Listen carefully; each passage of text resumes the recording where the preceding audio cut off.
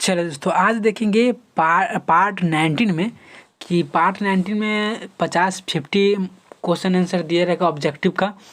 तो यह मतलब सभी परीक्षाओं के लिए पूछे जाने वाले प्रश्न होंगे। तो एसएससी, बीपीएससी मतलब यूपीएससी जितना भी है, सीडीए, सीडीएस, एनडीए मतलब जितना है, तो वो मतलब सरकारी जॉब के लिए अत्यंत महत्वपूर्ण ये क्वेश्चन रहेगा।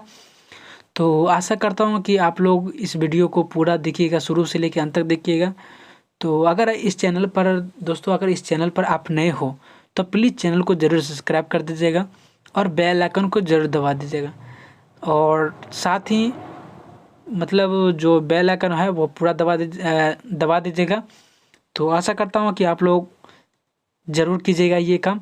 तो चलिए दोस्तों, आज का देखेंगे कि क्वेश्चन में क्या करा। चलिए दोस्तों, क्वेश्चन की ओर देखते हैं। चलिए दोस्तों, 1 नंबर कह रहा है कि बाबर के पिता का नाम क्या था तथा वह किस छोटे राज्य के शासक थे। क्या करा है कि बाबर के पिता का नाम क्या था तथा वह किस छोटे राज्य के शासक थे। जो बाबर के पिता थे वह किस छोटे राज्य के शासक थे। तो बाबर के पिताजी का नाम बतलाना है और वह किन छोटे राज्य के शासक थे वो भी बतलाना है। तो बाबर के पिता का नाम क्या हो जाएगा दोस्तों? उमर शेख मिर्जा। क्या हो जाएगा दोस्तों? उमर शेख मिर्जा। और कह रहा है वह किस छोटे राज्य के शासक था। यह फरगाना। क्या है दोस्तों? फरगाना के शासक थे, फरगाना राज्य के शासक थे। ठीक है, बाबर के पिताजी। ठीक है, 2 नंबर क्वेश्चन कह रहा है बाबर की माता का नाम क्या था। कह रहा है कि बाबर के माता का नाम क्या था। तो इसका सही उत्तर क्या है दोस्तों? कुतलुक निगार। क्या है दोस्तों? कुतलुक निगार जो बाबर की माता का नाम था। ठीक है, चलिए दोस्तों, 3 नंबर क्वेश्चन की ओर ले चलते। क्या कह रहा है कि कह रहा है किसके समान पराक्रम एवं निर्भीकता के कारण बाबर को बाबर की उपाधि मिली। किसके समान मतलब किसके समान जो है वह पराक्रम एवं निर्भीकता के कारण बाबर को जो है वह बाबर की उपाधि मिली थी। तो किस, इसका उत्तर हो जाएगा दोस्तों क्या? बाघ। ठीक है, यानी किसके सम्मान में? तब बाघ के सम्मान में पराक्रम एवं निर्भीकता के कारण बाबर की जो है वह बाबर की उपाधि मिली थी। ठीक है, चलिए दोस्तों, 4 नंबर क्वेश्चन कर रहा है कि अपने पिता की मृत्यु के बाद बाबर फरगान का शासक कब तथा कितने वर्ष की आयु में बना। अपने पिता की मृत्यु के बाद जो बाबर जो है वह फरगान का शासक जो वह कब तथा कितने वर्ष की आयु में बना। तो इसका सही उत्तर क्या हो जाएगा दोस्तों? 8 जून 1494 ईस्वी में, जो 12 वर्ष की अवस्था में इन्होंने ही शासक बना था। जो अपने पिता, जब उनके देहांत हो गए थे, उनके पिता गए, तब उन्होंने ही अपने खुद 12 वर्ष की अवस्था में उन्होंने शासक बना था। जो कहाँ के? तो बाबर फरगान का शासक। ठीक है, तो बहुत कम उम्र में ये बन गए थे। तो चल दोस्तों, 5 नंबर क्वेश्चन की ओर चलते हैं। क्या कह रहा है कि कह रहा है बाबर ने बादशाह की उपाधि कब धारण की। बाबर जो है वह बादशाह की उपाधि धारण कब किए थे। तो इसका सही उत्तर क्या हो जाएगा दोस्तों? 1507 ईस्वी में। 1507 ईस्वी में नहीं, बाबर ने बादशाह की उपाधि धारण की थी। ठीक है, चलिए दोस्तों, 6 नंबर क्वेश्चन कह रहा है कि बाबर का प्रथम अभियान या आक्रमण कब तथा किस जाति के विरुद्ध हुआ। बाबर का जो पहला अभियान जो चालू हुआ था या पहला आक्रमण जो हुआ था, कब हुआ था और किस जाति के विरुद्ध हुआ था। तो इसका सही उत्तर क्या आ जाएगा दोस्तों? 1519 ईस्वी में। और किसके विरुद्ध हुआ था, किस जाति के विरुद्ध हुआ था? तो यूसुफ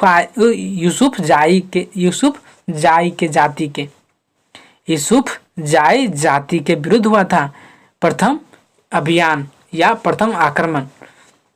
तो 1519 ईस्वी में हुआ था यूसुफ फजाई जाति के विरुद्ध में। ठीक है, चलिए दोस्तों, 7 नंबर क्वेश्चन का रहा, देखते हैं आगे अच्छे से। दोस्तों याद करते चलिएगा, अगर नहीं याद हो रहा तो स्क्रीनशॉट जरूर ले लीजिएगा, नहीं तो हमेशा आप देखते रहिए और मेरा वीडियो को तभी सीख पाइएगा। चलिए दोस्तों, 7 नंबर कह रहा है कि बाबर का पांचवा सर्वाधिक महत्वपूर्ण, सॉरी यहाँ दो दा लिखा गया है कि कह रहा है बाबर का पांचवा और सर्वाधिक, यहाँ दो दा लिखा गया। तो चलिए दोस्तों, कह रहा है कि बाबर का एक ही बार लिखिएगा और सर्वाधिक यहाँ पर काट दीजिएगा, ठीक है। तो कह रहा है बाबर का पांचवा और सर्वाधिक महत्वपूर्ण आक्रमण किसके विरुद्ध हुआ? बाबर का पांचवा और सर्वाधिक महत्वपूर्ण आक्रमण किसके विरुद्ध हुआ था? तो इसका सही उत्तर क्या हो जाएगा दोस्तों? इब्राहिम लोदी के बीच, ठीक है। तो किसके विरुद्ध हुआ था? तो इब्राहिम लोदी के विरुद्ध हुआ था, ठीक है, पांचवा युद्ध। चलिए दोस्तों, ये 8 नंबर क्वेश्चन कर रहा है बाबर तथा भारत के तत्कालिक सुल्तान जो इब्राहिम लोदी के बीच युद्ध हुआ था वह कब तथा कहाँ हुआ था? समझिएगा दोस्तों कि कह रहा है बाबर तथा भारत के तत्कालीन सुल्तान जो इब्राहिम लोदी हैं वह किनके बीच युद्ध किया था और कहाँ किया था? तो इसका सही उत्तर क्या हो जाएगा दोस्तों? 21 अप्रैल 1526 ईस्वी में युद्ध हुआ था और यह पानीपत कहाँ हुआ था? तो पानीपत में हुआ था, ठीक है। इसी के नाम पर ही पानीपत का युद्ध हुआ जाना जाता है, इन्हीं के नाम पर, जो पानीपत का वहाँ जो शहर था उन्हीं के नाम पर पानीपत का युद्ध कहा जाता है, ठीक है। चलिए दोस्तों, चलिए 9 नंबर क्वेश्चन देखते हैं क्या कह रहा है कि कह रहा है पानीपत यानी जो हरियाणा में, पानीपत शहर जो है वो हरियाणा में स्थित है। और कह रहा है कि इसके मतलब पानीपत के प्रथम युद्ध में कौन विजय हुई? पानीपत में जो युद्ध हुआ था उसमें कौन सा विजय हुआ? तो इसका सही उत्तर क्या है दोस्तों? बाबर। क्या हो जाएगा? पानीपत के प्रथम युद्ध में कौन विजय हुई? तो बाबर, ठीक है।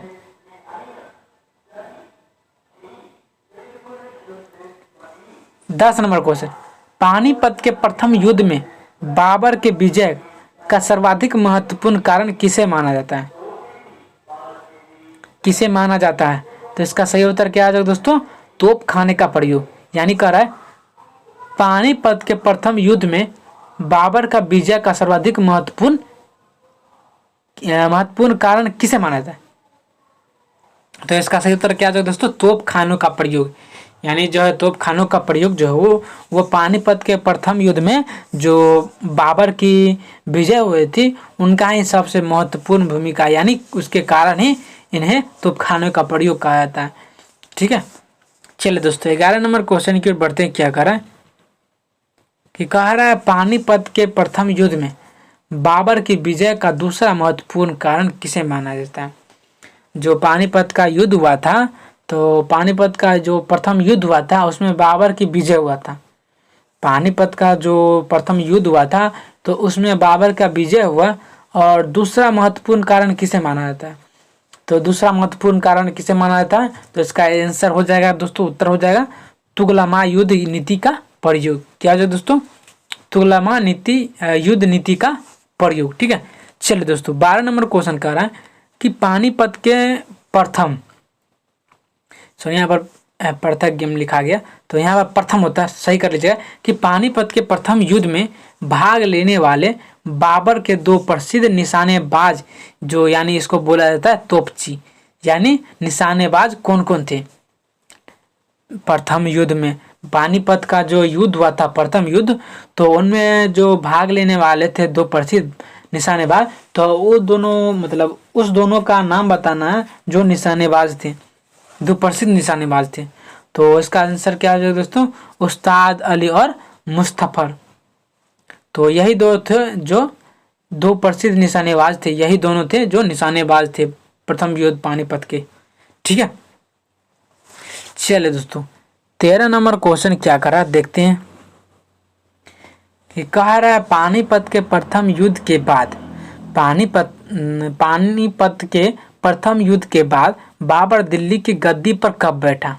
बाबर जो है वह दिल्ली के गद्दी पर कब बैठा? पानीपत के प्रथम युद्ध के बाद, जो पानीपत का युद्ध हो गया था प्रथम युद्ध, तब उनके बाद कब दिल्ली के गद्दी पर बैठा बाबर जी ने?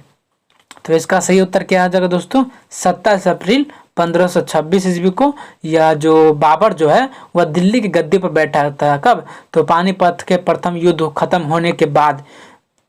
ठीक है, मतलब बाद बैठे थे, वह कब बैठे थे, तो 17 अप्रैल 1526 ईस्वी को दिल्ली के राजगद्दी पर या गद्दी पर बैठा था। ठीक है, चलिए दोस्तों 14 नंबर क्वेश्चन कह रहा है कि पानीपत के प्रथम युद्ध, पानीपत के, यहाँ पानीपत होता है, सही कर लीजिएगा, कि पानीपत के प्रथम युद्ध के बाद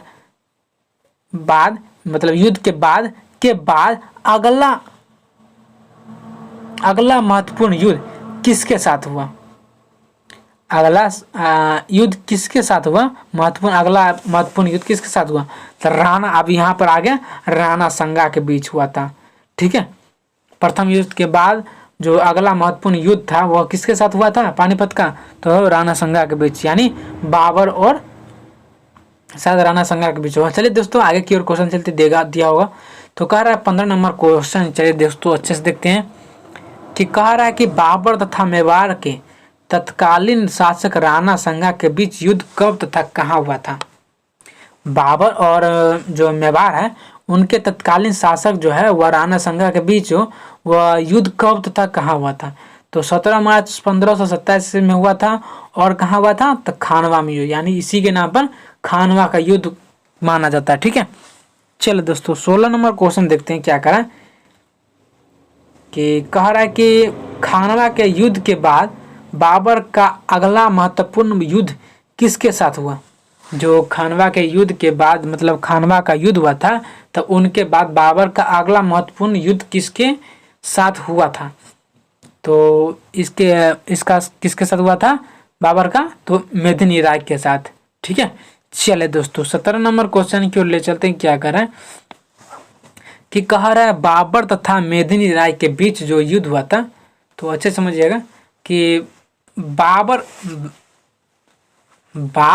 तथा मेदिनी राय के बीच युद्ध जिसमें भी बाबर विजयी रहा, कब हुआ तथा इतिहास में यह युद्ध किस नाम से प्रसिद्ध है। तो चलिए दोस्तों अच्छे से समझते हैं एक बार और, कि ताकि दिमाग में अच्छे से आवे। चलिए दोस्तों, बाबर जो है तथा बाबर और मेदिनी राय जो है वह उनके बीच युद्ध हुआ। ठीक है, जिसमें बाबर विजय रहा। बाबर तथा मेदिनी राय के बीच में युद्ध हुआ था, जिसमें बाबर जी हैं उनका विजय हुआ था। ठीक है, और तथा ये कह रहा है कि कब हुआ था, इन दोनों के बीच जो युद्ध हुआ था तो कब हुआ था, और तथा कह रहा है इसमें इतिहास में यह युद्ध किस नाम से प्रसिद्ध है, मतलब जो इतिहास में है वह यह युद्ध जो है वह किस नाम से प्रसिद्ध है इतिहास के पन्नों में। तो इसका सही उत्तर क्या है दोस्तों, कि कह रहा है कि बाबर तथा मेदिनी राय का जो युद्ध हुआ था तो 29 जनवरी 1528 ईस्वी को हुआ था। और किनके, मतलब ये इतिहास में किस नाम से प्रसिद्ध था, चंदेरी का युद्ध। ठीक है, चलिए दोस्तों 18 नंबर क्वेश्चन की ओर चलते। क्या कर रहा है, कह रहा है कि चंदेरी के युद्ध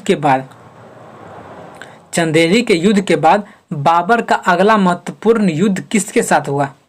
चंदेरी के युद्ध के बाद बाबर का अगला महत्वपूर्ण युद्ध किसके साथ हुआ, तो इसका सही उत्तर क्या हो जाएगा दोस्तों, लोहानी अफगानों। क्या हो जाएगा दोस्तों, लोहानी अफगानों, जो चंदेरी के युद्ध के बाद जो है वह बाबर का अगला महत्वपूर्ण युद्ध साथ हुआ था लोहानी अफगानों के साथ। ठीक है, चलिए दोस्तों 19 नंबर क्वेश्चन की ओर चलते। क्या करा है दोस्तों, अच्छे समझिएगा, कह रहा है बाबर तथा लोहानी अफगानों के बीच हुआ युद्ध भारतीय इतिहास में किस नाम से प्रसिद्ध है।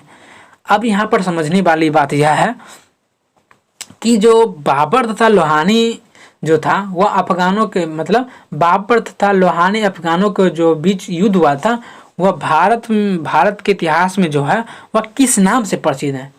इन दोनों के बीच जब युद्ध हुआ था, युद्ध छिड़े थे, तो इतिहास के पन्नों में इसके किस नाम से प्रसिद्ध है, ज्ञाता है, मतलब सीखने को मिलते, देखने को मिलते हैं भारतीय इतिहास के पन्नों में। तो इसका सही उत्तर क्या है दोस्तों, देखते हैं कि उत्तर इसका कारण है कि 6 मई 1529 ईस्वी को, मतलब बाबर तथा लोहानी अफगानों के बीच युद्ध हुआ था। तो यह भारतीय इतिहास में किस नाम से प्रसिद्ध है, तो घाघरा का युद्ध। ठीक है दोस्तों, घाघरा का युद्ध कब हुआ था? तो 6 मई 1529 ईस्वी को। ठीक है, चलिए दोस्तों 20 नंबर क्वेश्चन कर रहा है,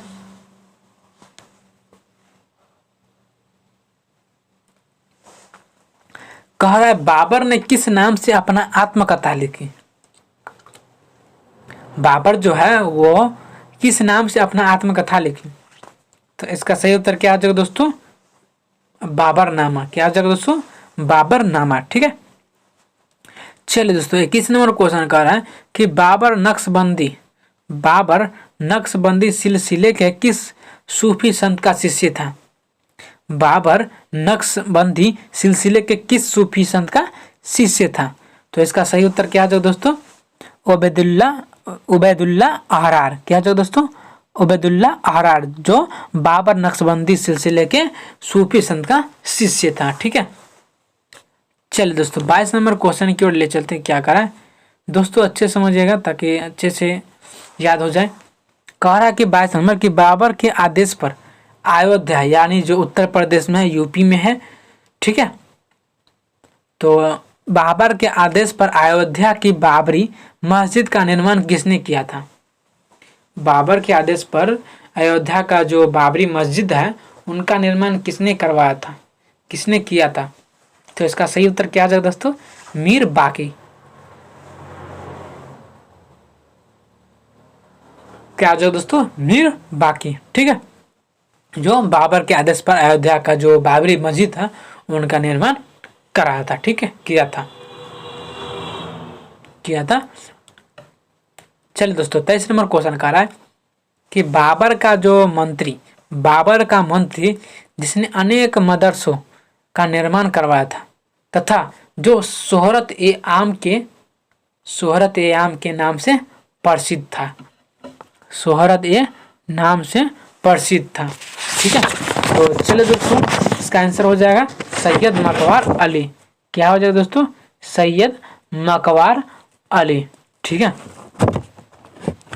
चलिए दोस्तों आगे की ओर क्वेश्चन चलते हैं। क्या कर रहा है कि 24 नंबर क्वेश्चन देखेंगे। क्या कर रहा है कि कह रहा है कि बाबर की जो मृत्यु हुई, तो क्वेश्चन पर पढ़ देते हैं कि बाबर की मृत्यु कब, कहाँ तथा कितने वर्ष की आयु में हुई? अब क्वेश्चन समझिएगा दोस्तों कि कह रहा है बाबर की जो मृत्यु हुई थी वह कब हुई थी और कहाँ हुई थी, और इसी में कह रहा है कि कितने वर्ष की आयु में हुई थी। मतलब जो है, चलिए दोस्तों उत्तर की ओर चलते हैं। कह रहा है कि बाबर की जो मृत्यु हुई थी कब हुई थी, तो 26 दिसंबर 1530 ईस्वी में हुई थी। और जो इनकी मृत्यु हुई थी बाबर जी के, तो कहाँ हुई थी? तो आगरा में। और यह कितने वर्ष के आयु में थे तो इनका मृत्यु हो गई थी? तो 48 वर्ष की थी तो इनका मृत्यु हो गई, यानी देहांत हो गया था। ठीक है, चलिए दोस्तों 25 नंबर क्वेश्चन कह रहा है कि बाबर की मृत्यु के बाद उसके शव को कहाँ दफनाया गया? बाबर की मृत्यु जब हुआ था तब उनके बाद उनका जो शरीर था वह कहाँ दफनाया गया? तो इसका सही उत्तर क्या है दोस्तों? आराम बाग। क्या हो जाएगा दोस्तों? आराम बाग। ठीक है, यानी आराम बाग में ही बाबर की जो मृत्यु हुआ था तो उनका शरीर को जो है वो आराम बाग में ही दफनाया दिया गया था। ठीक है, चलिए दोस्तों 26 नंबर क्वेश्चन समझिएगा कि कह रहा है कालांतर में बाबर का शव को आराम बाग, यानी जो है ताजमहल क्षेत्र आगरा से कहाँ ले जाकर उसकी इच्छानुसार अंतिम रूप से दफना दिया गया। सुनिए, दफना दिया गया होता तो इच्छानुसार अंतिम रूप से दफना दिया गया। तो इसका सही उत्तर क्या हो जाएगा दोस्तों? काबुल। क्या आ जाएगा दोस्तों? काबुल, यानी जो अफगानिस्तान में। ठीक है, तो दोस्तों अच्छे से समझिएगा फिर से 26 नंबर कि कह रहा है कालांतर में बाबा के शव को आराम बाग, यानी जो ताजमहल क्षेत्र में आगरा में, तो आगरा में ही ताजमहल है। ठीक है, तो एक क्वेश्चन ये भी बन गया कि आगरा में क्या है? तो ताजमहल है। तो कह रहा है कि आराम बाग से कहाँ से लेकर उसकी इच्छा अनुसार अंतिम रूप से दफनाया गया? ठीक है, यहाँ पर दफनाया गया। तो इसका सही उत्तर क्या है दोस्तों? काबुल, यानी अफगानिस्तान, जो अफगानिस्तान में है तो वहीं पे इनको दफनाया गया था। ठीक है, चलिए दोस्तों 27 नंबर क्वेश्चन कह रहा है कि कह रहा है कि बाबर का उत्तराधिकारी कौन हुआ। अब यहाँ पर क्वेश्चन आ रहा है कि बाबर का जो उत्तराधिकारी था तो वो कौन उत्तराधिकारी था, इनका नाम बताना है। ठीक है, बाबर का उत्तराधिकारी का नाम बताना है।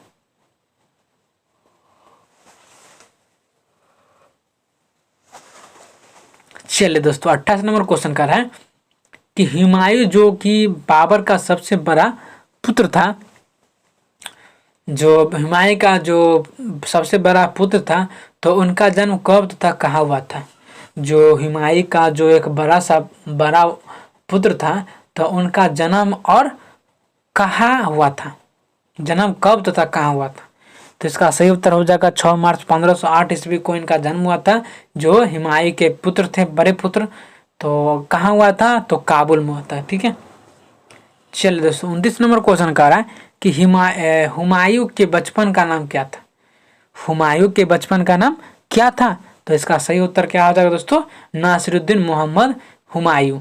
क्या हो जाएगा दोस्तों, हुमायूं के बचपन का नाम क्या हो जाएगा दोस्तों, नासिरुद्दीन मोहम्मद हुमायूं। ठीक है, चलिए दोस्तों 29 नंबर क्वेश्चन की ओर चलते हैं। क्या कह रहा है हुमायूं का राज्याभिषेक कब, कहाँ तथा कितने वर्ष की आयु में हुआ। हुमायूं का राज्याभिषेक जो है वह कब, कहाँ तथा कितने वर्ष की आयु में हुआ। तो इसका सही उत्तर क्या आ जाएगा दोस्तों,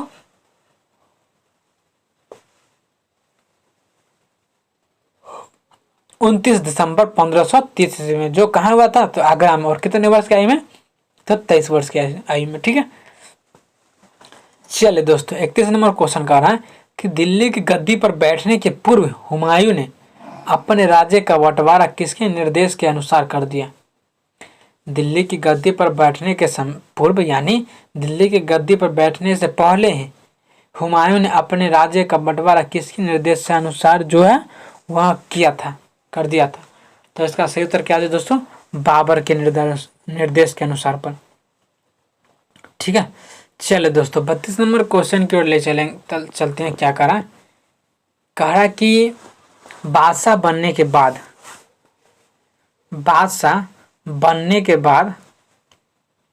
क्या कह रहा है दोस्तों, बादशाह बनने के बाद हुमायूं का पहला महत्वपूर्ण युद्ध किसके साथ हुआ था। तो इसका सही उत्तर क्या हो जाएगा दोस्तों, शेर खां। ठीक है, चलिए दोस्तों, यानी शेर खां बादशाह बनने के बाद हुमायूं का पहला महत्वपूर्ण युद्ध में किसके साथ हुआ था, तो शेर खां के साथ। ठीक है, चलिए दोस्तों 33 नंबर क्वेश्चन कर रहा है हुमायूं तथा शेर खां के बीच युद्ध कब हुआ तथा यह युद्ध इतिहास में किस नाम से प्रसिद्ध है। तो चलिए दोस्तों हुमायूं तथा शेर खां के बीच जो युद्ध हुआ था वह कब हुआ था, तो 25 जून 1539 ईस्वी को हुआ था। तथा कह रहा है कि यह युद्ध इतिहास में किस नाम से प्रसिद्ध है। इसका सही उत्तर क्या है दोस्तों, चौसा का युद्ध। क्या हो जाएगा दोस्तों, चौसा का युद्ध। ठीक है, चलिए दोस्तों 34 नंबर क्वेश्चन ले चलते। क्या कह रहा है कि चौसा के युद्ध के बाद हुमायूं का शेर खां से अगला मुकाबला कब तथा कहाँ हुआ। चौसा के युद्ध के बाद हुमायूं का शेर खां से अगला मुकाबला कब तथा कहाँ हुआ। तो इसका सही उत्तर क्या है दोस्तों, 17 मई 1540 ईस्वी में हुआ था। और मुकाबला कहाँ हुआ था, तो बिलग्राम में। ठीक है, चलिए दोस्तों 35 नंबर क्वेश्चन की ओर देखते हैं। क्या कह रहा है कि बिलग्राम या कन्नौज युद्ध में हुमायूं का सेनापति कौन था। बिलग्राम या कन्नौज युद्ध में हुमायूं का सेनापति कौन था। तो इसका सही उत्तर क्या आ जाएगा दोस्तों, मिर्जा हैदर। क्या हो जाएगा दोस्तों, मिर्जा हैदर। यानी मिर्जा हैदर जी है जो है वह बिलग्राम या कन्नौज युद्ध में हुमायूं का सेनापति था। ठीक है, चलिए दोस्तों 36 नंबर क्वेश्चन की ओर ले चलते। क्या कह रहा है कि कह रहा है बिलग्राम युद्ध में पराजित होने वाले तथा शेरशाह द्वारा दिल्ली और आगरा पर अधिकार कर लिए जाने के बाद हुमायूं कहाँ चला गया। क्या करा दोस्तों, अच्छे समझिएगा।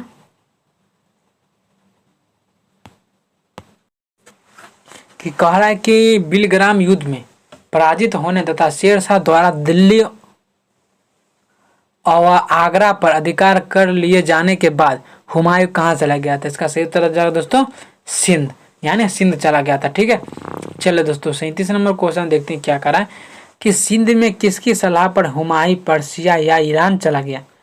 सिंध में किसकी सलाह पर हुमायूं जो है वह ये पर्सिया या ईरान चला गया था? तो इसका सही उत्तर क्या है दोस्तों? बैरम खां। जो सिंध में किसकी सलाह पर? तो बैरम खां की सलाह पर जो है वह हुमायूं पर्सिया या ईरान चला गया। ठीक है, चलिए दोस्तों 38 नंबर क्वेश्चन का रहा है कि लगभग 15 वर्षों के निर्वासित जीवन के बाद, लगभग 15 वर्षों के निर्वासित जीवन के बाद जो है वह 15 मई 1555 ईस्वी को किस युद्ध में विजय के बाद संपूर्ण पंजाब पर हुमायूं का अधिकार हो गया था? तो इसका सही उत्तर क्या है दोस्तों? मच्छीबार, यानी सतलज नदी तट पर लुधियाना यानी पंजाब के लुधियाना के शहर में जो स्थित है।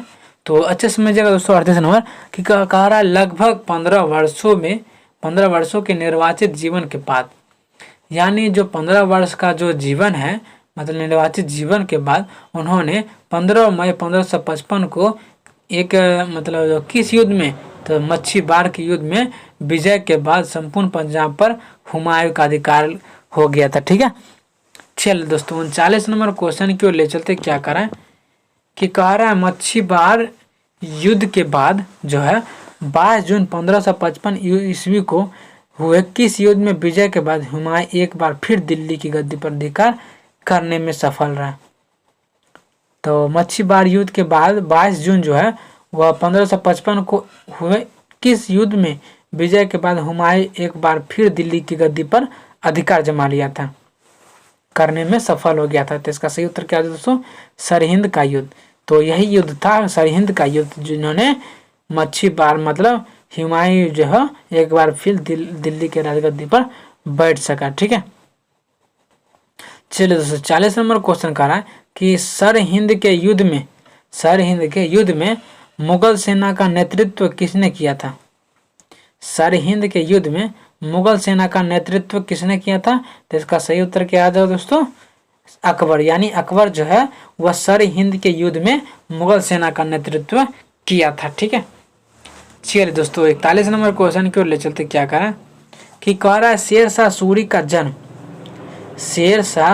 जो जन्म हुआ था वह कब तथा कहाँ हुआ था? शेरशाह सूरी का जो जन्म हुआ था वह कब और कहाँ हुआ था?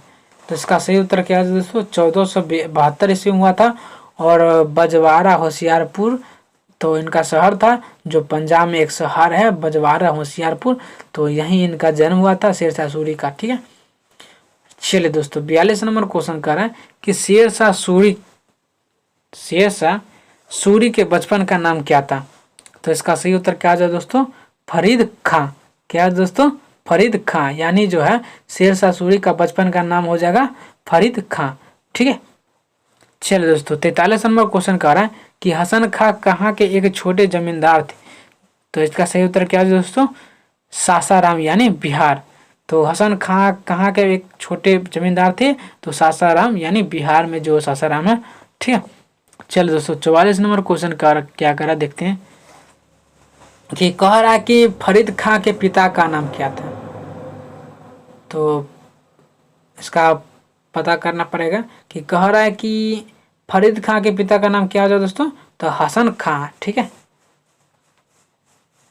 चलिए दोस्तों 44 नंबर क्वेश्चन कर रहा है कि एक बार फिर शिकार करते समय फरीद खां ने एक शेर को तलवार के एक ही वार से मार दिया गया तथा यह कह रहा है कि उसकी इस बहादुरी से प्रसन्न होकर किसने उसे शेर खां की उपाधि प्रदान की? जब वो एक ही तलवार के एक ही धार में वो उनको काट देते, मतलब एक बार शिकार करते समय फरीद खां ने एक शेर को, मतलब जो शिकार कर रहे थे कौन कर रहे थे? तो फरीद खां जो शिकार कर रहे थे, तो उन्होंने ही जंगल में जो है उन्होंने एक तलवार से मतलब धड़ जो तलवार है उनसे वो काट दिए थे। ठीक है, चलिए दोस्तों,